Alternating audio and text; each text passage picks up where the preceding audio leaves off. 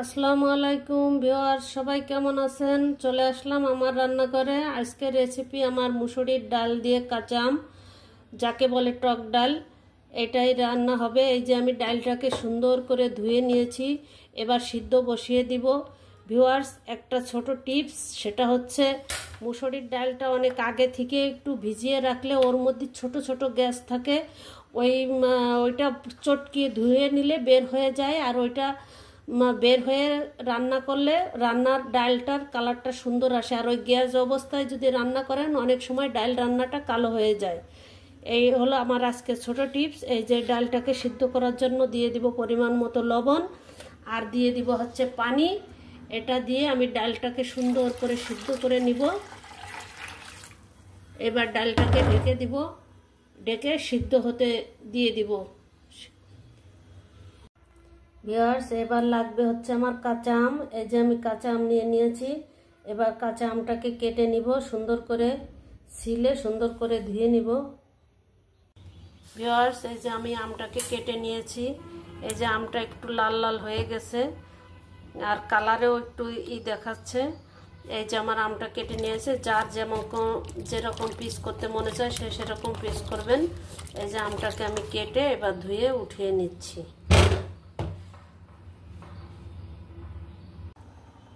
Viewers, এই যে আমার ডালটা ফুটে গেছে।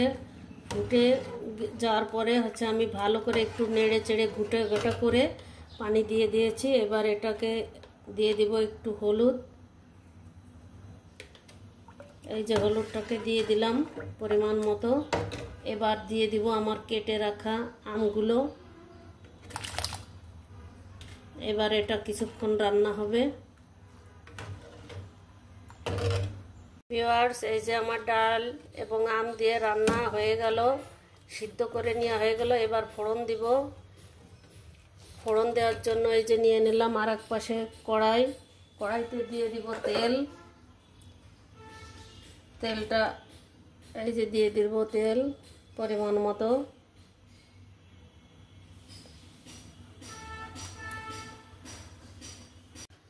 এখন এই যে তেলটা গরম হয়ে গেল, এখন দিয়ে দিব একটু রসুন কুচি।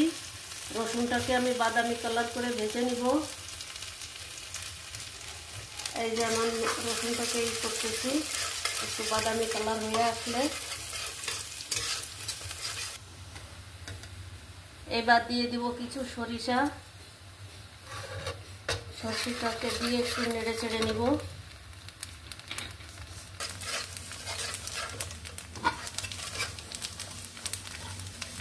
এই যে আমার সরিষাটাকে করা ভেজে নেওয়া হয়ে গেল।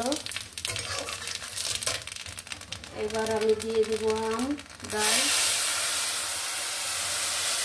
এই যে আমি দিয়ে দিলাম ফোড়ন। এভাবে আমি টক ডাল রান্না করি। এই যে হয়ে গেল আমার ফোড়ন দেওয়া।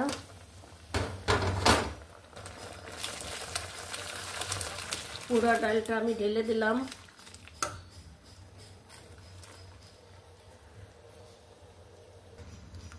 যেহেতু এটা টক টক হবে খেতে, এই জন্য দিয়ে দিব টেবিল চামচের 1 চামচ চিনি।